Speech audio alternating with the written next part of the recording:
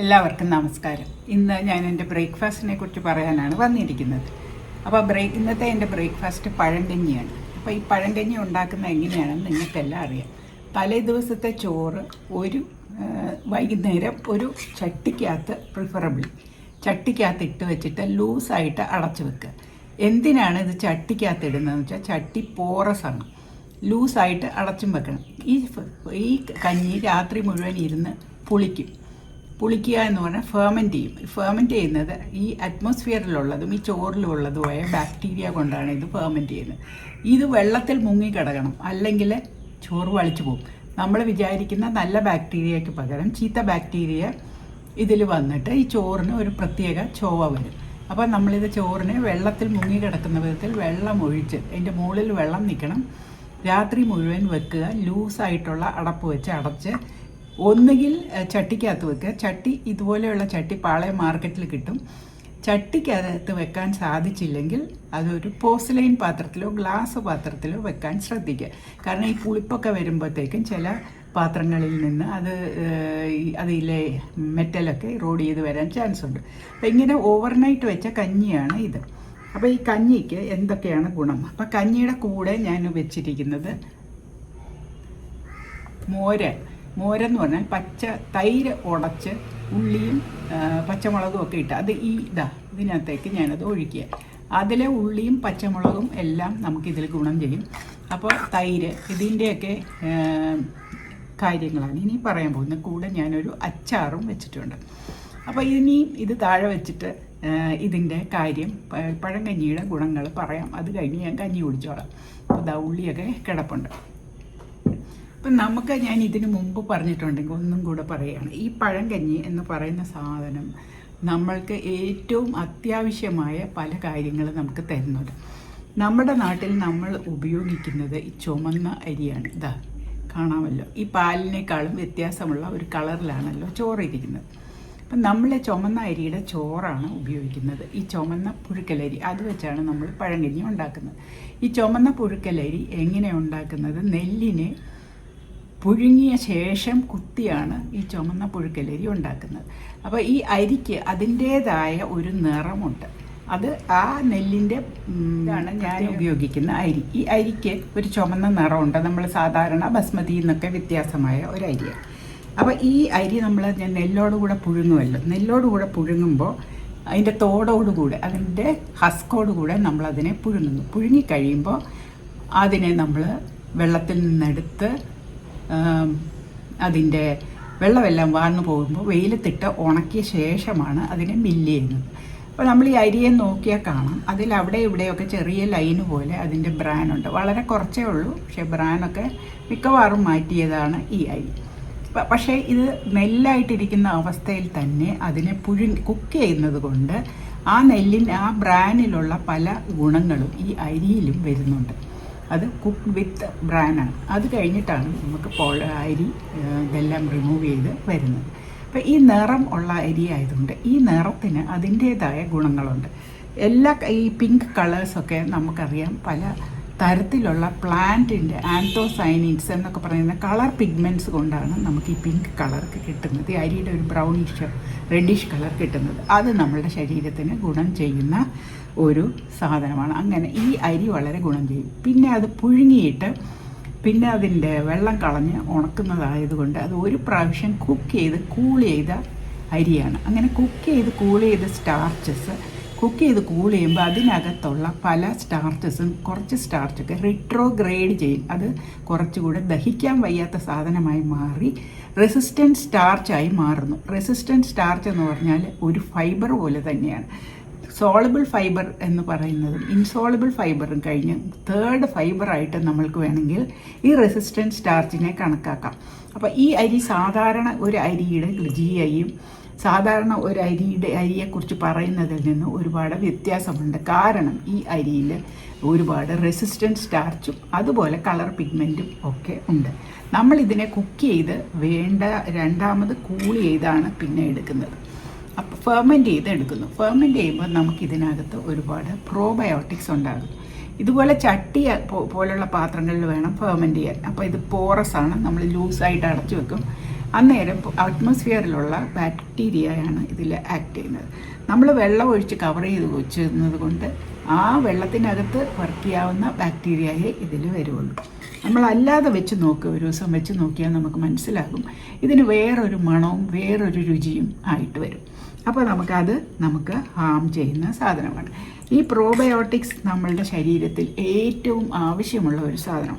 നമ്മൾ ഇതിനകത്ത് തൈര് ഉപയോഗിക്കും. തൈര് ഒരു ഫെർമെൻറ്റഡ് ഫുഡാണ്. നമ്മൾ ഈ ചോറ് നമ്മൾ പുളിപ്പിച്ചു, ഫെർമെൻറ്റഡ് ഫുഡാണ്. തൈര് അതിൻ്റെ കൂടെ ആഡ് ചെയ്തു, അതും ഫെർമെൻറ്റഡ് ഫുഡാണ്. അപ്പം ഈ ചോറിനകത്ത് വന്ന ബാക്ടീരിയ ആയിരിക്കുകയില്ല തൈരിനകത്തുള്ളത് ഈ പാലിൽ ആക്ട് ചെയ്യുന്ന ബാക്ടീരിയയാണ്, ലാക്ടോബാസിലസ് എന്നൊക്കെ പറയുന്ന ബാക്ടീരിയ. ഈ നമ്മളുടെ ഗട്ടിൽ, നമ്മുടെ വയറ്റിനകത്ത് എത്ര wide variety of good bacteria ഉണ്ട് എന്നുള്ളതനുസരിച്ചിരിക്കും നമ്മളുടെ ആരോഗ്യം. ഇപ്പോൾ നമ്മൾ മനസ്സിലാക്കുന്നതനുസരിച്ച് നമ്മൾക്ക് വരുന്ന പല രോഗങ്ങൾക്കും കാരണം നമ്മളുടെ ഗട്ട് ഡിസ്ബയോസിസ് ആണ്, ഗട്ട് ബാക്ടീരിയയുടെ ഇംബാലൻസ് ആണ്. ഞാൻ ഇതിനു മുമ്പ് പറഞ്ഞിട്ടുണ്ട്, ഡയബറ്റീസ് ഉള്ള ആളുകൾക്ക് ഗട്ട് ബാക്ടീരിയ ഇംബാലൻസ്ഡ് ആണെന്നും ഓസ്ട്രേലിയയിൽ ഒരു ഫീക്കൽ ട്രാൻസ്പ്ലാന്റ് എക്സ്പെരിമെൻറ്റ് നടന്നതും ഗട്ടിൽ ഹെൽത്തി ആളുടെ ബാക്ടീരിയ ഇംപ്ലാന്റ് ചെയ്തപ്പോൾ ആ ആളുകളുടെ ഡയബറ്റീസ് കുറച്ച് നേരത്തേക്ക് മാറി നിന്നെങ്കിലും വീണ്ടും അത് തിരിച്ചു വന്നു. കാരണം ഇവരുടെ ഗട്ടിൽ ഈ ബാക്ടീരിയ വളരുന്നില്ല. അതിൻ്റെ കാരണം എന്താണെന്ന് നമ്മൾക്ക് ആർക്കും ഇതുവരെ കണ്ടുപിടിച്ചിട്ടില്ല. ചിലതൊക്കെ ഫുഡാണ്, നമ്മുടെ ലൈഫ് സ്റ്റൈൽ, എക്സസൈസ് വേണം, ഫുഡ് വേണം, ആഡിക്വേറ്റ് സ്ലീപ്പ് വേണം, സ്ട്രെസ്സ് കുറഞ്ഞിരിക്കണം.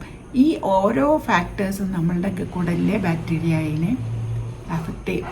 നമ്മൾക്ക് ഈയിടെയായിട്ട് ഞാൻ തുടങ്ങിയ ഒരു സീരീസാണ് ഡോക്ടർ പാൽ എന്ന് പറഞ്ഞ USA തമിഴ്നാട്ടിൽ നിന്ന് പോയ ഒരു ഡോക്ടറുടെ ഒരു ഗ്യാസ്ട്രോ എൻട്രോളജിസ്റ്റിൻ്റെ വീഡിയോസ്. അപ്പോൾ അദ്ദേഹം ഈ പഴങ്കഞ്ഞിയെക്കുറിച്ച് പറയുന്നുണ്ട്. അതുപോലെ അവരതിനെ പഴംചോറ് എന്ന് പറയുന്നു.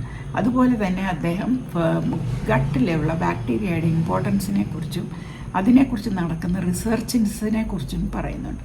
അപ്പോൾ അതിനെക്കുറിച്ച് നടക്കുന്ന റിസർച്ചസിൽ നിന്ന് മനസ്സിലാക്കിയ പല കാര്യങ്ങളിൽ വേറെ അദ്ദേഹം പറഞ്ഞതല്ല ഞാൻ മനസ്സിലാക്കിയത്, ഈ പ്രോസ്റ്റേറ്റ് ക്യാൻസർ ഉള്ളവരുടെ പ്രോസ്റ്റേറ്റിക് ഫ്ലൂയിഡിനകത്ത് തന്നെ ബാക്ടീരിയ ഉള്ളത്, അതിനകത്തുള്ള ബാക്ടീരിയ അതിന് പറയുന്നു ആ മൈക്രോബയോം ഡിഫറെൻ്റ് ആണ് എന്നുള്ളത്. പ്രോസ്റ്റേറ്റ് ക്യാൻസർ ഉള്ളവരിൽ ഒരു പ്രത്യേക ഇനം ബാക്ടീരിയ കൂടുതലായി കാണുന്നു. അതുപോലെ തന്നെ നമ്മളുടെ ഫുഡ് ഈ ബാക്ടീരിയയുടെ അബണ്ടൻസിനെയും നേച്ചറിനെയും ഒക്കെ ഇൻഫ്ലുവൻസ് ചെയ്യുന്നു. ഇപ്പോൾ ഞാൻ കംപ്ലീറ്റ് കീറ്റോയിൽ പോയാൽ എൻ്റെ വയറ്റിലുള്ള ബാക്ടീരിയ കംപ്ലീറ്റ് ആയിട്ട് മാറും.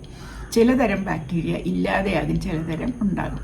പക്ഷേ കീറ്റോ ബാഡാണോ ഗുഡാണോ എന്ന് പറയാനൊന്നും നമുക്ക് പറ്റത്തില്ല. അപ്പോൾ ഈ ബാക്ടീരിയ എന്തുകൊണ്ടാണ് മാറുന്നത്? നമ്മൾ കഴിക്കുന്ന ഈ ഭക്ഷണത്തിലുള്ള സോളബിൾ ഫൈബറും പിന്നെ ഞാൻ പറഞ്ഞല്ലോ ഇതിനകത്തുള്ള റെസിസ്റ്റൻറ്റ് സ്റ്റാർച്ചും പിന്നെ ഇതിനകത്ത് തന്നെയുള്ള നമ്മൾ വെച്ചിരിക്കുന്ന ഈ പുളിച്ച കഞ്ഞിയിലും തൈരിലുമുള്ള ആ ബാക്ടീരിയയും ഇതെല്ലാം നമ്മുടെ വയറ്റിൽ ചെല്ലുന്നു. അപ്പോൾ ഈ ഫൈബർ ആണ് ഈ ബാക്ടീരിയയ്ക്കുള്ള ഫുഡ്. നമ്മളുടെ വയറ്റിനകത്ത് ഹൈ ആസിഡ് ആയതുകൊണ്ട് ബാക്ടീരിയ സാധാരണ അവിടെ കാണുകയില്ല. എന്നാൽ ഇതിൽ പലതും നമ്മുടെ സ്റ്റമക്കിനെ സർവൈവ് ചെയ്ത് സ്മോൾ ഇൻറ്റസ്റ്റൈനിലും ലാർജ് ഇൻറ്റസ്റ്റൈനിലും ചെല്ലുന്നു. അപ്പോൾ ഈ ലാർജ് ഇൻറ്റസ്റ്റൈനിലാണ് ഈ ഫുഡെല്ലാം, ഈ ഡൈജസ്റ്റ് ചെയ്യാത്ത ഫൈബറും ഡൈജസ്റ്റ് ചെയ്യാത്ത ഈ റെസിസ്റ്റൻറ്റ് സ്റ്റാർച്ചും ഒക്കെ നമ്മളുടെ വൻകുടലിൽ ചെല്ലുമ്പോൾ അതാണ് ബാക്ടീരിയയെ ഫീഡ് ചെയ്യുന്നത്. അതുകൊണ്ട് ആ ബാക്ടീരിയയ്ക്ക് എന്ത് ഫുഡ് കിട്ടുന്നോ എന്നുള്ളതനുസരിച്ചിരിക്കും നമ്മളുടെ ബാക്ടീരിയയുടെ നേച്ചർ, നമ്മുടെ ഗട്ട് മൈക്രോബയോം എങ്ങനെ ഇരിക്കുന്നു എന്നുള്ളത്. അപ്പോൾ ഈ ഭക്ഷണത്തിനകത്ത് കൂടുതൽ ഫൈബറും പ്രോട്ടീനും ഉണ്ടാകാൻ ഞാൻ ഇതിൻ്റെ കൂടെ ഇത് ചെറുപയർ ഉലർത്തിയതാണ്. ചെറുപയർ വേവിച്ച് ഇതിനകത്ത് ഉള്ളിയുണ്ട്, ധാരാളം ചുവന്നുള്ളിയും പച്ചമുളക് ഇട്ട് ചതച്ച് എടുത്തത്. അപ്പോൾ ഇതിനും ധാരാളം ഫൈബറുണ്ട്. ഇത് തോലുള്ള ചെറുപയറാണ്. അപ്പോൾ ഇതിലെ ഫൈബറും ഇതിലെ പ്രോട്ടീനും എനിക്ക് ഈ കഞ്ഞി കുടിക്കുമ്പോൾ എനിക്ക് കിട്ടുന്നുണ്ട്. അന്നേരം നമ്മൾ ഈ കഞ്ഞിക്കകത്ത് പ്രോട്ടീനും ഫൈബറും ഒക്കെ ആഡ് ചെയ്തു. അതിൻ്റെ കൂടെ ഞാൻ അല്പം അച്ചാറും വെച്ചിട്ടുണ്ട്. ഇത് പുളിയാണ്, ഇരുമ്പം പുളി അച്ചാർ. എൻ്റെ സിസ്റ്റർ ഉണ്ടാക്കി തന്നതാണ്. അതിൽ വെളുത്തുള്ളി മുളകൊക്കെ നല്ലതുപോലെ ഉണ്ട്, ഇതിന് പുളിയുമുണ്ട്. അപ്പോൾ ഈ ഡോക്ടർ പാൽ പറഞ്ഞതിൽ നിന്ന് എനിക്ക് മനസ്സിലായ ഒരു കാര്യം, നമ്മളുടെ ഫുഡ്, നമ്മൾ കഴിക്കുന്ന ഫുഡ് ആസിഡിക് ആക്കിയാൽ അതിൻ്റെ GI കുറയും, അതിൻ്റെ ഗ്ലൈസീമിക് ഇൻഡെക്സ് കുറയും. ഈ കഞ്ഞി ഞാൻ പുളിപ്പിച്ച് ആസിഡിക് ആക്കിയിട്ടുണ്ട്. അതിന് പുറമെ തൈര് ചേർത്താലും അത് ആസിഡിക് ആകും, ആസിഡിറ്റി കൂടും. തൈര് ഒരു ആസിഡിക് ഫുഡാണ്, പുളിയുള്ളതൊക്കെ ആസിഡിക്. ഇതും ഒരു ആസിഡിക് ഫുഡാണ്. അപ്പോൾ ആസിഡിക് ഫുഡ് ഈ കഞ്ഞിയോട് ആഡ് ചെയ്യുമ്പോൾ കഞ്ഞിയുടെ GI പിന്നെ ഗ്ലൈസീമിക് ഇൻഡെക്സ് എന്ന് പറഞ്ഞാൽ ഇത് കുടിച്ചാൽ എത്ര ഷുഗർ കൂടും എന്നുള്ളത് വീണ്ടും കുറയുന്നു. അപ്പോൾ ആദ്യം കുക്ക്ഡ് ആൻഡ് കൂൾഡ് അരിയാണ്, അത് കൊണ്ട് കുറേ റെസിസ്റ്റൻസ് സ്റ്റാർച്ച് ഉണ്ടായി, അതിൻ്റെ GI കുറയുന്നു. പിന്നെ അതിനെ കുക്ക് ചെയ്ത് പഴങ്കഞ്ഞിയാക്കുമ്പോൾ GI കുറയുന്നു. പിന്നെ അതിന് തൈര് ആഡ്, അത് പഴങ്കഞ്ഞി പുളിച്ചതായതുകൊണ്ട് GI കുറയുന്നു, അസിഡിക് ആകുന്നതുകൊണ്ട് തൈര് ആഡ് ചെയ്ത് അസിഡിക് ആക്കുന്നത് കൊണ്ട് GI കുറയുന്നു. പിക്കിൾ ആഡ് ചെയ്യുന്നതുകൊണ്ട് GI കുറയുന്നു. അതിനകത്ത് വിനാഗിരി ധാരാളമുണ്ട്. അപ്പോൾ പുളിപ്പിക്കാൻ നമുക്ക് ഒരു ഫുഡിനെ ആസിഡിക് ആക്കാൻ നമുക്ക് ഉപയോഗിക്കാവുന്ന ഒരു സാധനമാണ് വിനാഗിരി. ഞാൻ ഇതിനു മുമ്പ് വിനാഗിരിയുടെ കാര്യം പറഞ്ഞിട്ടുണ്ട്. വിനാഗിരി കൂട്ടി നമ്മൾ കഴിക്കുന്ന ആഹാരത്തിൻ്റെ കൂടെ ഒരു സാലഡ് വിത്ത് വിനീഗർ ഉണ്ടെങ്കിൽ നമ്മളുടെ കഴിക്കുന്ന ഭക്ഷണത്തിൽ നിന്ന് ഷുഗർ റിലീസ് ചെയ്യുന്നത് സ്ലോവർ ആകും. പുളി ഉണ്ടെങ്കിൽ നമ്മുടെ ഭക്ഷണത്തിൽ പുളിയുള്ള സാധനങ്ങൾ, അതായത് ആസിഡിക് സാധനങ്ങൾ ഉണ്ടെങ്കിൽ നമ്മളുടെ ആ ഭക്ഷണത്തിലെ ജീൻ്റെ എന്ന് ഷുഗർ അബ്സോർബ് ചെയ്യുന്നത് കുറയുന്നു. പിന്നീട് ഷുഗർ അബ്സോർബ് ചെയ്യുന്നത് കുറയാനുള്ള വേറൊരു സാധനമാണ് നമ്മളുടെ ഈ പയറിൽ ധാരാളം ഫൈബറുണ്ട്, പയറിൽ പ്രോട്ടീനുണ്ട്. അപ്പോൾ ഈ ഈ കഞ്ഞി മിക്സ് ചെയ്യുമ്പോഴത്തേക്കും ഈ ടോട്ടൽ ഫുഡിൻ്റെ GI കുറയുകയും അതിൽ പ്രോട്ടീനും ഫാറ്റും ഉണ്ടായി വരികയും ചെയ്യും. പാലിൽ ഫാറ്റുണ്ട്. അതിന് പുറമെ ഇത് അല്പം എണ്ണ ചേർത്തുണ്ടാക്കിയതാണ്. ഇത് നല്ലെണ്ണയുള്ള പിക്കിളാണ്. അപ്പം നമ്മുടെ ട്രഡീഷണലായിട്ട് നമ്മൾ കഴിച്ചിരുന്ന ഭക്ഷണങ്ങൾക്കെല്ലാം അതിൻ്റേതായ ഗുണങ്ങളുണ്ടെന്ന് നമ്മൾ കണ്ടിട്ടില്ല എന്നുള്ളതേ ഉള്ളൂ. അപ്പോൾ ഈ ബാക്ടീരിയയ്ക്ക് ഫുഡായിട്ടുള്ള fibre, soluble and insoluble fibre പയറിലുണ്ട്. ഈ ചുമന്നുള്ളി അതിനകത്ത് ഫ്രൂക്ടോ ഒളിഗോസാക്കറൈഡ്സ് എന്ന് പറയുന്ന സബ്സ്റ്റൻസ് ഉണ്ട്. അതാണ് നമ്മൾ പ്രോബയോട്ടിക് ഗുളിക വാങ്ങിച്ചാൽ അതിൽ പ്രോബയോട്ടിക്കിൻ്റെ പേരുകളും അതിൻ്റെ കൂടെ ഫ്രൂക്ടോ ഒളിഗോസാക്കറൈഡ്സ് എന്നും എഴുതിയിട്ടുണ്ടായിരുന്നു. ഇതിൻ്റെ ഞാൻ പ്രൊനൗൺസ് ചെയ്യുന്ന കറക്റ്റാണോ എന്നറിഞ്ഞൂടാ. അത് നമ്മൾ കഴിക്കുന്ന പ്രോബയോട്ടിക് വയറിൽ വളരാനുള്ള ഫുഡാണ്. വയറിലല്ല, കുടലിൽ, വൻകുടലിൽ വളരാനുള്ള ഫുഡാണ്. അപ്പം അതും ഈ കോമ്പിനേഷനിലുണ്ട്. ഈ പയറും ഉള്ളി വിട്ടതിനകത്തും ഇതിനകത്തും ഉണ്ട് ചുമന്നുള്ളി, ഇതിനകത്ത് കറിവേപ്പില, പച്ചമുളക്, ഇതെല്ലാം ഉണ്ട്. അപ്പോൾ നമുക്കൊരു കംപ്ലീറ്റ് മീലാണ് എന്ന് പറയാം. പിന്നെ ഒരു കാര്യം, ഇതിനകത്തും പച്ചമുളക് ചതച്ചിട്ടിട്ടുണ്ട്, ഇതിൽ പച്ചമുളക് ചതച്ചിട്ടിട്ടുണ്ട്, ഇതിനകത്ത് പച്ചമുളകുണ്ട്. ഇതിനകത്ത് ഇന്ന് എല്ലാം പച്ചമുളകാണ് സ്റ്റാർ, ചിലപ്പോൾ ചുമന്ന മുളകായിരിക്കും. അപ്പോൾ ഈ മുളക് കൊണ്ട് നമുക്ക് എന്താണ് ഗുണം? ഞാൻ പണ്ട് വായിച്ചിട്ടുണ്ട്, ഒരാൾക്ക് ഭക്ഷണം കഴിയുമ്പോൾ എപ്പോഴും വയറുവേദന വരുമായിരുന്നു. അദ്ദേഹം നമ്മുടെ ഒരു ഫേമസ് വൈദ്യരുടെ അടുത്ത് പോയപ്പോൾ വൈദ്യർ പറഞ്ഞു, നിങ്ങൾ ഭക്ഷണത്തിന് മുമ്പ് ഒരു പച്ചമുളക് കടിച്ച് തിന്നുക എന്ന്. പച്ചമുളക് തിന്നുമ്പോൾ നമുക്കറിയാം വായില എരിയും, വായിക്കകത്ത് തുപ്പൽ ധാരാളം ഉണ്ടാകും. ഈ എരിവ് നമുക്ക് ധാരാളം സലൈവ ഉണ്ടാക്കി അത് ദഹനത്തിനെ സഹായിക്കുകയും ചെയ്യും. അതിന് പുറമെ ഞാൻ പറഞ്ഞല്ലോ, ഡോക്ടർ വില്യം ലീ പറഞ്ഞിട്ടുണ്ട്, മുളക് നമ്മൾക്ക് അദ്ദേഹം പറയുന്ന 200 ഫുഡിൽ ഒരെണ്ണമാണ് പലതരം മുളകുകൾ. ഈ മുളകുകൾ നമ്മളുടെ ശരീരത്തിന് ചൂടുണ്ടാക്കും. നമ്മൾക്കറിയാം, മുളക് തിന്നു കഴിയുമ്പോൾ നമ്മൾ വിയർക്കുകയും ഒക്കെ ചെയ്യും. നമ്മൾ എക്സസൈസ് ചെയ്യുന്നത് പോലെ തന്നെ മുളക് ധാരാളം തിന്നരുത്. നിങ്ങൾക്ക് വല്ല അൾസറൊക്കെ ഉണ്ടെങ്കിൽ അത് പ്രയാസം ഉണ്ടാക്കും. അപ്പോൾ ഈ മുളക് തിന്നുമ്പോൾ നമ്മളുടെ ശരീരത്തിനുള്ള മെറ്റബോളിക് റേറ്റ്, നമ്മളുടെ ശരീരം ഭക്ഷണത്തിനെ എനർജി ഉപയോഗിക്കുന്ന റേറ്റ് കൂടും. അത് കൂടുമ്പോൾ നമ്മുടെ ദഹനം എല്ലാം കൂടും. അപ്പോൾ ഇത്രയും ഗുണങ്ങളാണ് എൻ്റെ ഈ കഞ്ഞിക്ക് എന്നുള്ളത്. ഞാൻ പറഞ്ഞല്ലോ, ഇതൊരു പ്രോബയോട്ടിക്കാണ്. ഇതിനകത്ത് ധാരാളം ഫൈബറുണ്ട്, ധാരാളം റിട്രോഗ്രേഡഡ് സ്റ്റാർച്ച് എന്ന് പറയുന്ന റെസിസ്റ്റൻറ്റ് സ്റ്റാർച്ച് ഉണ്ട്. ഇതിനകത്ത് പ്രോട്ടീനുണ്ട്. ഇതിനകത്ത് ധാരാളം പ്രോബയോട്ടിക്സ് ഉണ്ട്. ആ പ്രോബയോട്ടിക്കിന് വേണ്ടുന്ന ഫുഡുകൾ ഇതിനകത്ത് തന്നെ അടങ്ങിയിട്ടുണ്ട്. എൻ്റെ മെറ്റബോളിസം കൂട്ടാനുള്ള സാധനങ്ങളും ഇതിനകത്തുണ്ട്. അപ്പോൾ ഞാനിനി കഞ്ഞി കുടിക്കട്ടെ. നിങ്ങൾക്ക് ഇത് ഇഷ്ടമായെങ്കിൽ പറയണം. നമ്മൾ പഴയ ഫുഡ് പലതും പുച്ഛിച്ച് തള്ളുകയാണ്.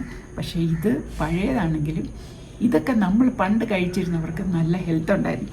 പക്ഷേ എൻ്റെ വീട്ടിലൊക്കെ ഞാൻ പണിയെടുക്കാനുള്ള ആളുകൾ വരുമ്പോൾ അവർക്ക് നമ്മൾ രാവിലെ പുട്ടാണ് കഴിക്കുന്നെങ്കിൽ അവർക്ക് അല്പം പുട്ടും ബാക്കി പഴങ്കഞ്ഞിയുമാണ് കൊടുത്തിരുന്നത്. എന്ത് പുട്ട് നിറയെ കൊടുത്താലും അവർക്ക് ആ പഴങ്കഞ്ഞി അന്ന് വേണം. അതാണ് അവരുടെ എനർജി. അത് കഴിക്കുമ്പോൾ ഒരു പ്രത്യേക എനർജിയാണ് എന്ന് പറയും. അത് ധാരാളം പഴങ്കഞ്ഞി അവർ കുടിക്കുമായിരുന്നു. ഇതുപോലെ കുറച്ച് ചോറൊന്നുമല്ല, ഇഷ്ടംപോലെ ചോറൊക്കെ ഇട്ടുള്ള പഴങ്കഞ്ഞി അവർ കഴിക്കുമായിരുന്നു. കാരണം അത് കഴിഞ്ഞാൽ ഉടനെ അവർ പറമ്പിലൊക്കെ പണിയെടുക്കുകയാണ് ചെയ്തിരുന്നത്. അപ്പോൾ അവരുടെ ബോഡി ആ കഴിച്ച ഭക്ഷണം ബേൺ ചെയ്യാനായിട്ട് ആ ബോഡിക്കുള്ള കപ്പാസിറ്റി ഉണ്ട്. കാരണം ആ ബോഡിയിൽ മസിൽസ് ഉണ്ട് ധാരാളം. ആ ബോഡി എക്സസൈസ് കണ്ടിന്യൂസ് ആയിട്ട് ജോലി ചെയ്തുകൊണ്ടും ഇരിക്കുന്നു. നമ്മുടെ മസിൽസ് എത്ര ഉണ്ട് എന്നുള്ളതും നമ്മളുടെ മെറ്റബോളിക് റേറ്റിനെ അഫക്റ്റ് ചെയ്യുന്നുണ്ട്. അത് വീണ്ടും ഒരു വീഡിയോയിൽ പറയാം. പിന്നീട് ഞാൻ കണ്ട ഒരു സാധനം, ഞാൻ ഒരു അഷ്ടമുടിയുടെ ഒരു വീഡിയോ ഇട്ടിരുന്നു. അന്ന് ഞങ്ങൾ പോയിട്ട് ലീലായിലാണ് താമസിച്ചിരുന്നത്. അവിടുത്തെ ബ്രേക്ക്ഫാസ്റ്റിലെ ഒരു പ്രധാന ഐറ്റമായിട്ട് വെച്ചിട്ടുണ്ട് പഴങ്കഞ്ഞി. അവിടെ ഒരു സ്റ്റാറാണ്. അത് കഴിഞ്ഞ് എൻ്റെ മക്കൾ എല്ലാം കൂടെ വേറൊരു സ്ഥലത്ത് ബ്രേക്ക്ഫാസ്റ്റിന് പോയി, തിരുവനന്തപുരത്തുള്ള ബൈ താമര എന്ന് പറയുന്നത്. തിരിച്ചു വന്ന എൻ്റെ മോൻ പറഞ്ഞു, അമ്മ അവിടെയും പഴങ്കഞ്ഞി വെച്ചിട്ടുണ്ട്. അപ്പോൾ അതുകൊണ്ടാണ് ഞാൻ ഇന്ന് പഴങ്കഞ്ഞി, അവർ തൈരെല്ലാം ഇട്ട് അതിനകത്ത് പച്ചമുളകും തൈരും എല്ലാം ഇട്ട് കാന്താരിയാണെന്നുള്ള റെഡിയാക്കി വെച്ച പഴങ്കഞ്ഞി അവിടെയും ഉണ്ട്. അപ്പോൾ പഴങ്കഞ്ഞി ഇപ്പോൾ 5 സ്റ്റാറിലും ഒരു താരമാണ്. അപ്പോൾ പഴങ്കഞ്ഞിയെ നമ്മൾ ഇനിയും എങ്കിലും അതിൻ്റെ ഡ്യൂ ക്രെഡിറ്റ് അതിന് കൊടുക്കാൻ നമ്മൾക്ക് സാധിക്കട്ടെ. അപ്പോൾ നന്ദി, നമസ്കാരം. ഇഷ്ടപ്പെട്ടെങ്കിൽ അറിയിക്കുക. നിങ്ങൾ പഴങ്കഞ്ഞി പരീക്ഷിച്ച് നോക്കുക. എല്ലാത്തിലും എന്നതുപോലെ നമ്മൾ കഴിക്കുന്ന ക്വാണ്ടിറ്റി, വളരെ പോർഷൻ സൈസ് എന്ന് പറയുന്നത് വളരെ പ്രധാനമാണ്. അത് കഴിഞ്ഞ് നമ്മൾ എത്രമാത്രം നടക്കുന്നു അല്ലെങ്കിൽ ജോലി ചെയ്യുന്നു എന്നുള്ളതനുസരിച്ചിരിക്കും അത് നിങ്ങളുടെ ശരീരത്തിലുള്ള ഫാറ്റ് ആകുമോ ഇല്ലയോ എന്നുള്ളത്. പഴങ്കഞ്ഞി കുടിച്ചാൽ വണ്ണം വെക്കുമെന്ന് പലരും പറഞ്ഞു കേട്ടിട്ടുണ്ട്. ഞാൻ എൻ്റെ വീട്ടിലൊക്കെ ജോലിക്കാരായിരുന്നവരൊന്നും പഴങ്കഞ്ഞി കുടിച്ച് വണ്ണം വെച്ചിട്ടില്ല. നമ്മൾ പോർഷൻ സൈസ് എപ്പോഴും കൺട്രോൾ ചെയ്യാനായിട്ട് ശ്രമിക്കണം. നമ്മളുടെ ശരീരത്തിന് ആവശ്യമുള്ളത് മാത്രം കഴിക്കുക. നമ്മളുടെ വയറ് പാതി നിറയുമ്പോൾ നിർത്തുക.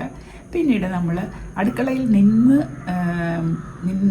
ഇരിക്കുന്നതിലും എനർജി ബേൺ ചെയ്യും. എപ്പോഴും നിൽക്കാതെ കുറച്ച് നടക്കുകയും മൂവ് അറൗണ്ട് ചെയ്യുകയും ചെയ്യുക. ദിവസവും വ്യായാമം ചെയ്യുക. ഇതൊക്കെ കൂടെ ചേരുമ്പോഴേ നമ്മൾക്ക് ഇത് വർക്ക് ചെയ്യത്തുള്ളൂ. അതുപോലെ ഉറക്കത്തിനെക്കുറിച്ച് ഡോക്ടർ പാൽ പറഞ്ഞത് ഞാൻ അടുത്ത വീഡിയോയിൽ പറയാം. ഉറക്കത്തിനെക്കുറിച്ചല്ല, സർക്കാഡിയൻ റിതമിനെ കുറിച്ച്. ഇത് നമ്മൾ രാവിലെ കഴിക്കുന്ന ഭക്ഷണമാണ്, രാത്രിയല്ല. രാവിലെ എണീറ്റ ശേഷം ഒരു പ്രാവശ്യമെങ്കിലും പുറത്തിറങ്ങി സൂര്യപ്രകാശത്തിൽ നിൽക്കണം. ഒത്തിരി നേരമൊന്നുമില്ലെങ്കിലും നിന്നിട്ട് തിരിച്ച് വന്നു കഴിഞ്ഞ് ജോലികളോ എന്താണെന്ന് പറഞ്ഞാൽ കഴിക്കുന്ന സമയത്താണ് ഇത് കഴിക്കേണ്ടത്, രാത്രി അല്ല. അപ്പോൾ നന്ദി, നമസ്കാരം.